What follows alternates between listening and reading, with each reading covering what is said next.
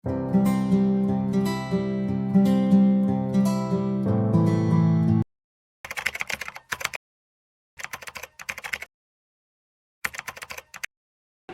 पंगु हैं, इसलिए इसलिए यहाँ पर आप शेर कहे या कुछ भी कहे, सच्चाई नहीं छुपने वाली।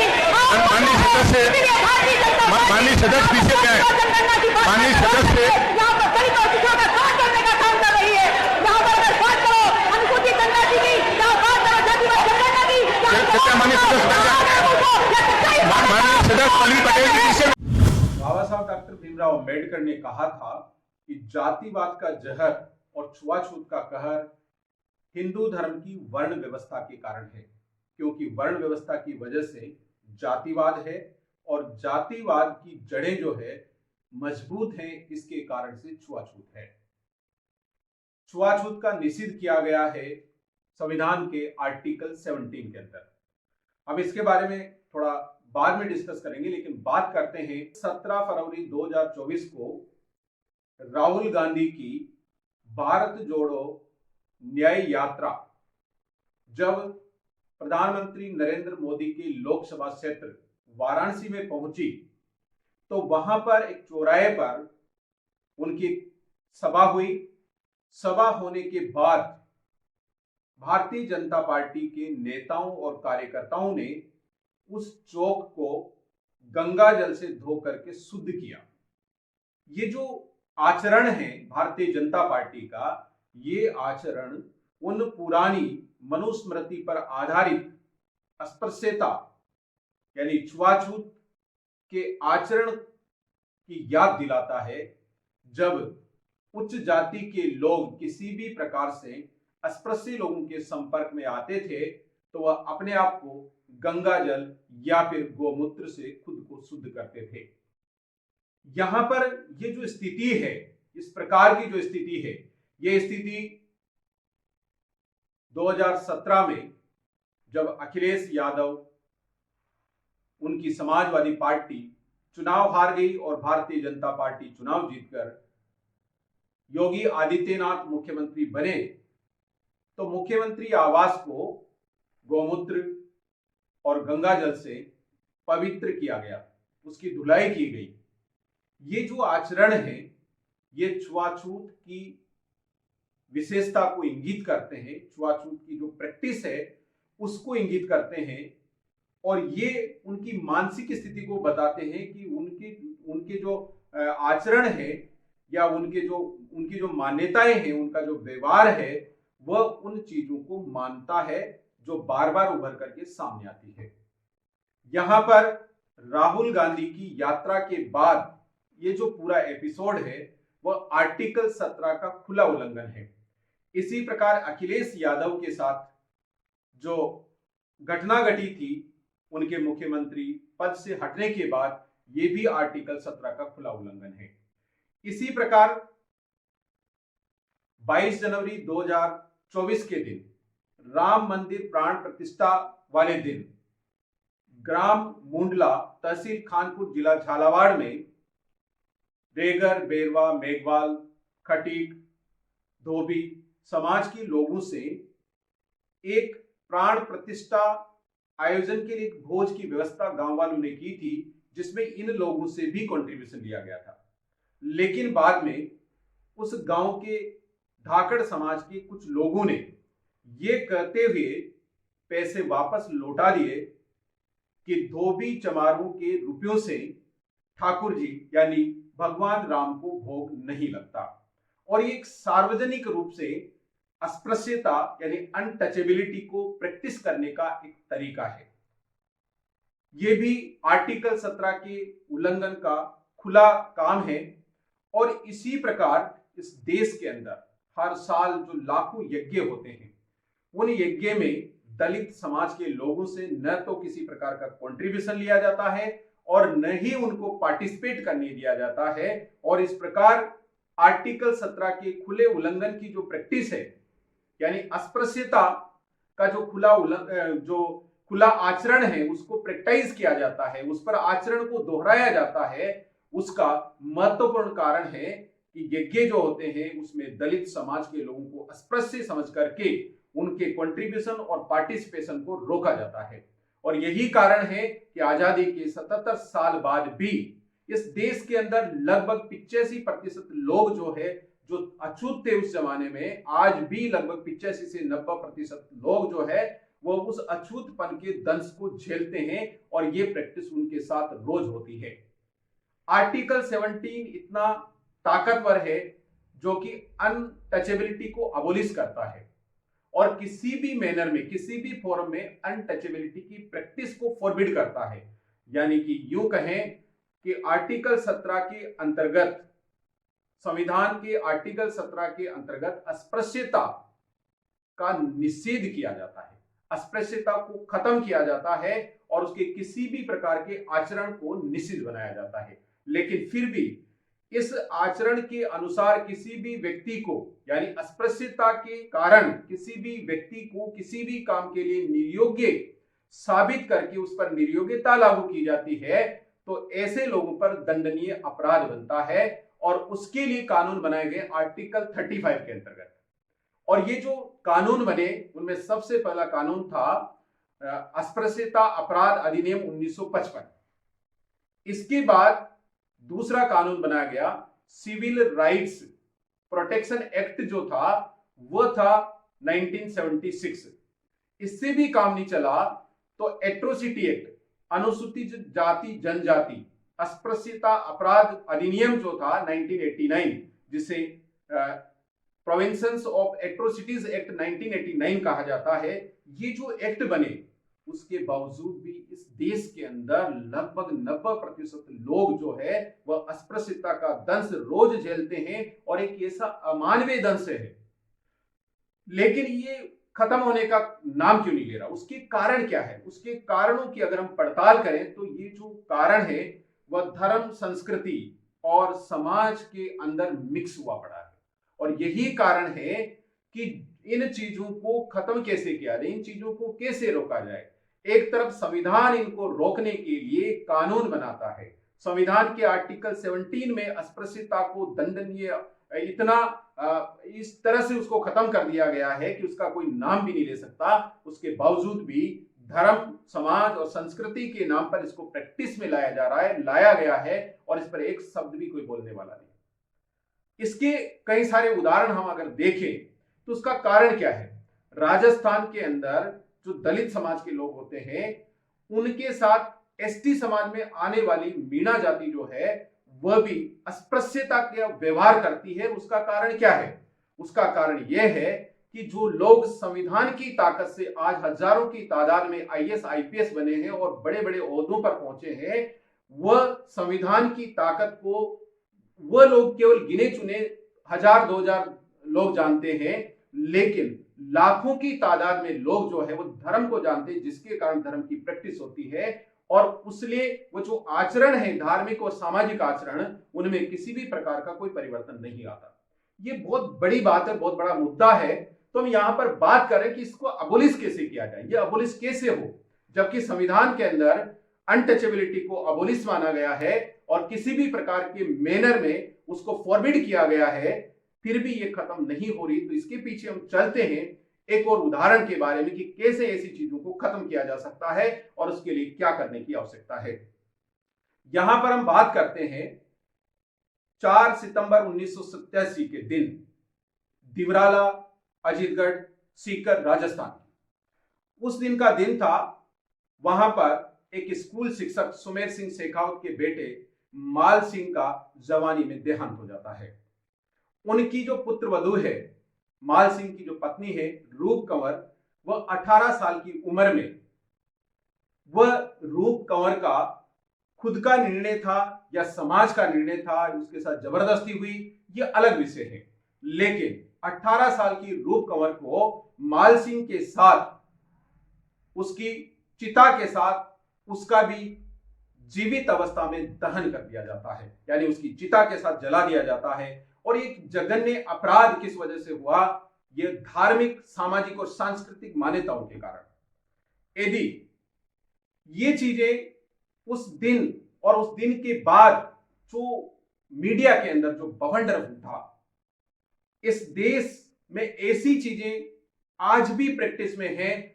इसके लिए इस पूरे देश के अंदर और विदेशों में भी इसकी भर्त्सना की गई और इस देश की जो संस्कृति है उसकी खिलाफत हुई और सैल्यूट है उस मातृशक्ति को जिसने पूरे देश के अंदर इस घटना का प्रबल विरोध किया। और उस विरोध को की लीपापोती करने के लिए सरकार ने कई काम किए, उसके बावजूद भी उन लोगों ने आंदोलन किया और आंदोलन के कारण 1987 में राजस्थान सरकार ने सती प्रतिबंध अधिनियम लागू किया, जिसको 1988 में भारत सरकार के संघीय कानून के अंदर शामिल किया गया।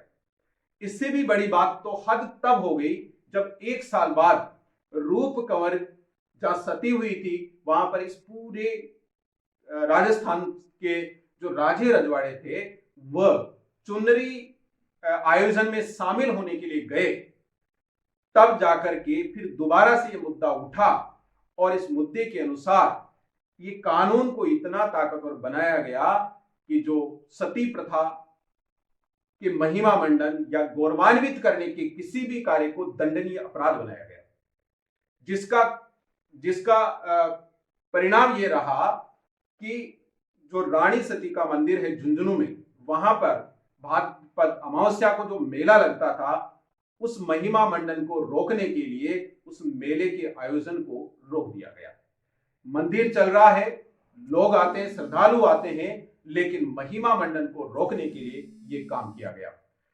यहां पर इसी के अंतर्गत सती प्रथा के महिमा मंडन को रोकने के लिए एक और बहुत बड़ा काम जो है, पहले रामायण के लंका कांड में मेघनाद की जो पत्नी है वो मेघनाद के मर जाने के बाद, मेघनाद के वध हो जाने के बाद वो सती हो जाती है और इसका जो वर्णन था रामायण के अंदर वो बहुत बड़ा चढ़ा करके था, जिसको रामलीला जो नाटक होते हैं उनमें भी दर्शाया जाता था। लेकिन 1987 के बाद जो रामायण रामचरितमानस जो लिखी जाती है उसके अंदर से उस पार्ट को ही खत्म कर दिया गया। जब तक इस प्रकार के कानून, चाहे वह धर्म संस्कृति को बढ़ावा देने वाले ही क्यों न हो, अगर हम जब तक ऐसी चीजों पर कठोर कानून बना करके उनको इंप्लीमेंट नहीं करते तब तक ऐसी चीजें जो है प्रैक्टिस में आती रहती है।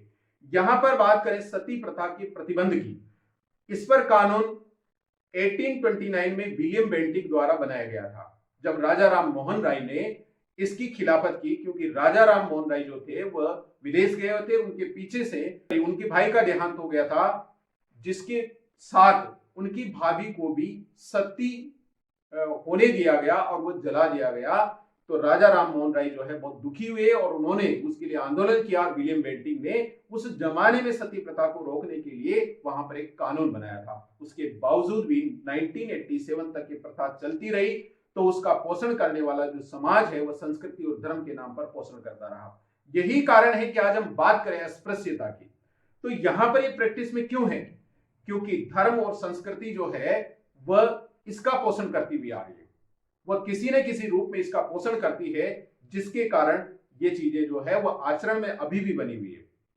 सती प्रथा के प्रतिबंध पर इतना कठोर काम क्यों हुआ, उसका कारण है क्योंकि महिलाओं के अधिकारों पर या महिलाओं के शोषण को इंगित करने वाला सीधा काम था, जिसके कारण उनकी अमानवीय स्थिति को इंगित करता था। और यदि ये इतना कठोर कानून नहीं होता तो उसके बाद भी कई रूप कंवर अपनी जवानी में दम तोड़ती और लोग उसको देखते रहते और उसको महिमा मंडित करते रहते। लेकिन इसका कारण यह है कि जो महिला है वो इस देश के हर घर में है और सती प्रथा को हर घर में दर्दनाक महसूस किया गया, जिसके कारण आवाज हर घर से उठी। लेकिन जो अस्पृश्य लोग हैं वो हर घर में मिलते नहीं है, उनका एक वर्ग है और उस वर्ग विशेष में ही उनके साथ एक घटनाएं होती है और बाकी जो लोग हैं वो केवल ऊपर से देखते हैं, वो उसके दर्द को महसूस नहीं कर पाते। इसके कारण इस देश की अंतरात्मा की जो आवाज है वह अस्पृश्यता के खिलाफ कभी भी खड़ी नहीं हुई। हालांकि इसके लिए कोशिश की गई, गांधी जी ने जो कोशिश की वह धर्म को पोषित करते हुए कोशिश की कि अस्पृश्यता को हटाए लेकिन धर्म को बढ़ाए, जबकि वर्ण व्यवस्था के वह प्रबल पोषक थे और वर्ण व्यवस्था जातिवाद का कारण है और अस्पृश्यता जो है वो वर्ण व्यवस्था और जातिवाद की वजह से है। तो ये दोनों चीजें कहते हैं कि एक म्यान में दो तलवार नहीं समा सकती। यही हुआ कि बाबा साहब डॉक्टर अंबेडकर जो थे वो गांधी जी की ऐसी बातों में बिल्कुल भी विश्वास नहीं करते थे, और उन बाबा साहब डॉक्टर अंबेडकर ने सबसे पहले अस्पृश्यता का अंत करने के लिए जो गोलमेज सम्मेलन हुए थे उनमें ज्ञापन दिया था, और अस्पृश्यता का अंत करने के लिए दंडनीय कानून बनाने की वकालत की थी। और उसके बाद संविधान में आर्टिकल 17 को जोड़ा गया।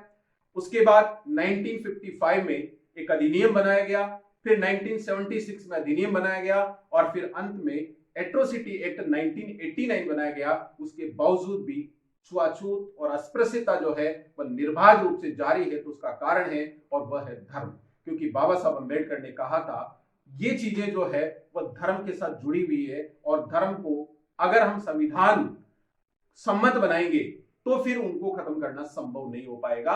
और यही कारण है कि आज हम दोबारा से इस पर चर्चा क्यों कर रहे हैं, क्योंकि राहुल गांधी जैसे व्यक्ति के साथ अगर ये घटना घटित हो सकती है। मैं यहां पर एक चीज और याद दिलाना चाहता हूं कि जो सरकार, जो भारतीय जनता पार्टी की सरकारें हैं, वह इस संविधान की मूल भावनाओं को ताक में रख करके ऐसे ऐसे काम कर रही है जहां पर संविधान की ताकत खत्म हो रही है, लोकतंत्र की ताकत खत्म हो रही है, और यहां पर राम राज्य लाया जा रहा है। इस नाम पर के लोगों को गुलाम बनाने की जो साजिश है वह निर्बाध रूप से जारी है। तो इसलिए इन चीजों पर मुखर होकर के अगर आवाज नहीं उठाएगा, और वह तबका जो इससे पीड़ित है अगर वह आवाज नहीं उठाएगा, तब तक ये कभी खत्म होने वाली नहीं है। तो यहां पर मैं पल्लवी पटेल का एक कोट जो है वह आपके सामने कहना चाहूंगा। श्रीमती पल्लवी पटेल जी। धन्यवाद अधिष्ठाता महोदय। आज इस सदन में चर्चा का विषय है अनुपूरक अनुदान की मांगों पर चर्चा। और जब इस बजट को मैंने पढ़ा तो सबसे पहले मेरे दिमाग में एक ख्याल आता है कि क्या है ये अनुपूरक बजट। ये है भारतीय जनता पार्टी का अनुपूरक बजट। वो भारतीय जनता पार्टी जो अपने आप को इस विश्व की सबसे बड़ी संगठन होने का दंभ भरती है और डंका पीट कर कहती है। अगर डंका पीट कर कह रहे हैं तो इसी सदन में अभी 5 मिनट पहले मैंने एक टिप्पणी सुनी है बहुत ही सीनियर सदन के सदस्य के द्वारा कि सांच को आंच नहीं। तो अगर सांच को आंच नहीं है तो इस सवाल का जवाब दीजिए कि उत्तर प्रदेश क्या सिर्फ हिंदुओं का प्रदेश है?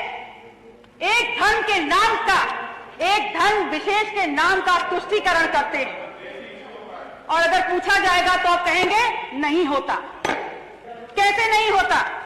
अगर नहीं होता है तो आप बताइए इस बजट में आपने जैनों को क्या दिया है? आपने सिखों को और गुरुद्वारों को क्या दिया है? आपने बौद्धों को और बौद्ध मठों को क्या दिया है? आपने कबीर पंथों को क्या दिया है? और बहुत दूर मत जाइए, आपने नाथ संप्रदाय को क्या दिया है? क्या ये धर्मास्थल और इन धर्मों में आस्था रखने वाले लोगों की आस्था नहीं है? आपके लिए बहुत अहम है कि इन विषयों पर चर्चा हो, और आपको इस बात की तनिक भी चिंता नहीं है और तनिक भी गंभीरता से आप ये नहीं सोचना चाहते कि उत्तर प्रदेश की बहुसंख्यक आबादी इस देश के दलित और पिछड़ा ने बनाई है, और उनके हक और अधिकारों की चर्चा इस सदन में प्राथमिकता के आधार पर होनी चाहिए। माननीय अधिष्ठाता महोदय, इस बात को मैंने इसलिए उठाया है क्योंकि मैंने उत्तर प्रदेश में जातिवार जनगणना पर चर्चा के लिए अपना निजी विधेयक प्रस्तुत किया है, और वास्तविकता यह है कि यह विधेयक भारतीय जनता पार्टी के सदस्यों के द्वारा होना चाहिए था, क्योंकि उत्तर प्रदेश में पिछड़ों और दलितों के नाम पर सत्ता लेकर आप बैठे हुए हैं, तो यह विधेयक भी आपके द्वारा आना चाहिए था।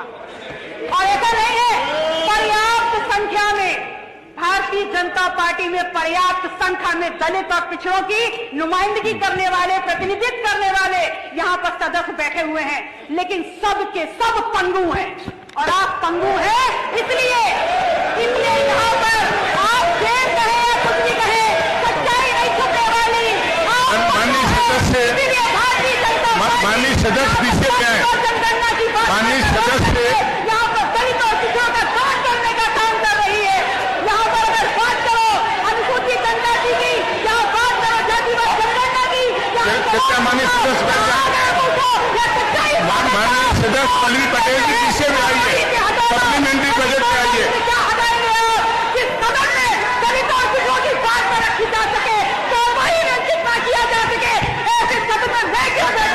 क्योंकि मुझे समाज ने यहाँ पर दलित और पिछड़ा की आवाज उठाने के लिए बताया है।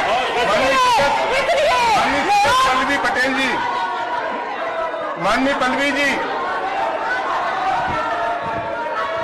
आप लोग माननीय पल्लवी जी पीछे पे आए, पीछे पे सप्लीमेंट्री बजट पे। माननीय चाचा जी, उन्होंने विधानसभा में कहा कि भारतीय जनता पार्टी के खेमे में दलित, आदिवासी और पिछड़े वर्ग के लोगों का पर्याप्त प्रतिनिधित्व है। उसके बावजूद भी इस समाज के हितों के लिए ये एक शब्द भी नहीं बोलते। उसका कारण है कि सत्ता के आगे नतमस्तक होकर के पंगु हो गए हैं। और ये आज ही पंगु नहीं है, बल्कि ये जो जनप्रतिनिधि हैं या फिर जिनके हाथ में सत्ता आती है, वह सभी लोग पंगु बन जाते हैं। और उसको मान्यवर कांशीराम साहब ने चमचा युग में बताया था। एक उदाहरण था, एक गवई परिवार का एक व्यक्ति था जिसकी बेटी के साथ रेप करके और उसको गर्भवती कर दिया गया था। उसके लिए उन्होंने लड़ाई लड़ी और लड़ाई लड़ी तो उस व्यक्ति की आंखें फोड़ दी गई। लेकिन उसी गवई सरनेम वाला एक व्यक्ति जो थे, उनको महाराष्ट्र सरकार में कैबिनेट सचिव से मुख्य सचिव बना दिया गया। तो ये यहां पर ये जो दो तरह की जो चीजें एक साथ चलती है, एक पूरे समाज को उस स्थिति में धकेल दिया जाता है और एक तरफ उसी समाज के कुछ गिने चुने लोगों को ऊंचे पदों पर बिठा दिया जाता है। जैसे यहां पर हेमंत सोरेन साहब जो है, वो मुख्यमंत्री पद पर रहते हुए उनको ईडी के द्वारा गिरफ्तार करवा दिया जाता है और एक तरफ द्रौपदी मुर्मू जी को राष्ट्रपति बना करके और उस जगह पर ला के रख दिया जाता है। तो ये दो चीजें जो है समाज के अंदर एक साथ चलती है, जिसके कारण जो बोलने वाले लोग हैं वो गूंगे बहरे हो जाते हैं और उस समाज की जो मुखर आवाज है वो दब जाती है। और बाबा साहब अंबेडकर जो थे वो इकलौते ऐसे शख्स थे जो दोनों जगह पर थे, वो यहां पर भी रहे और वहां पर उनकी मुखर आवाज भी बनकर रहे। और यही कारण था कि उनके जमाने में जो एडवांसमेंट आई, जो प्रोग्रेस हुई समाज के लिए, वह प्रोग्रेस उन्हीं की वजह से हुई। और उसके बाद ये प्रोग्रेस जो थी वह केवल आरक्षण के नाम पर बनी हुई है, बाकी और चीजें, आरक्षण तो एक छोटी सी चीज है। जिसके अलावा बाबा साहब अंबेडकर की विचारधारा में इस समाज के लिए, इस देश के लिए इतनी ताकत है कि ये देश एक महान भारत राष्ट्र बन सकता है। लेकिन उसको नहीं बनने देने का जो कारण है वह ऐसी प्रैक्टिस है जिसमें कुछ गिने चुने लोगों को फायदा पहुंचाने के लिए पूरे समाज का गला घोंट दिया जाता है। तो यहां पर हमें यह चीज समझने की जरूरत है कि किस प्रकार से उन देशद्रोही, उन राष्ट्र विरोधी मान्यताओं, प्रथाओं को खत्म करना चाहिए। जिस प्रकार से सती प्रथा के विरोध कठोर कानून बना करके, और आज भी जब 4 सितंबर का दिन आता है तो उससे पहले दिवराला के अंदर जो है वह हर साल सैकड़ों हजारों की तादाद में जो है वो पुलिस पहुंच जाती है, ताकि इस तरह का कोई जघन्य अपराध जो है उस देश के अंदर कुप्रथाओं के नाम पर या फिर किसी भी अमानवीय आचरण के लिए नहीं हो। लेकिन अनुसूचित जाति, दलितों और आदिवासियों, पिछड़ों के जो अस्पृश्यता है, जो उनके साथ डिस्क्रिमिनेशन है और अमानवीय डिस्क्रिमिनेशन है, जिसे रोज रोज हजारों, लाखों, करोड़ों लोग भुगतते हैं, उस पर किसी भी प्रकार कठोर कानून बना करके उसे रोकने के जो उपाय है वो क्यों नहीं हुए। तो उसका कारण है कि उस समाज के जो लोग हैं, जिनको ये पता है कि ये ऐसी स्थितियां हैं, लेकिन वो बोल नहीं पाते क्योंकि उससे चीजें जो है वो बिगड़ने और बदलने का खतरा बना रहता है। जय भीम, जय भारत, धन्यवाद।